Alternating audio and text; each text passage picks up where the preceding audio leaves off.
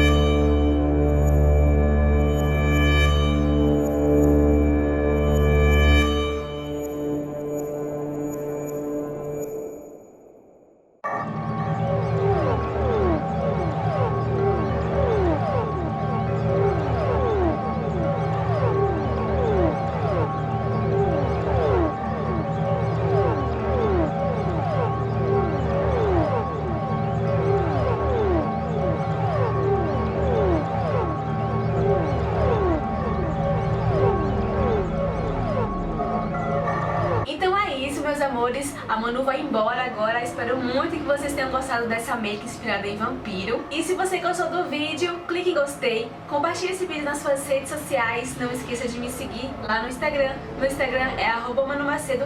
E se você ainda não é inscrito no canal, se inscreve. Um beijo pra vocês e até o próximo vídeo. Tchau, tchau!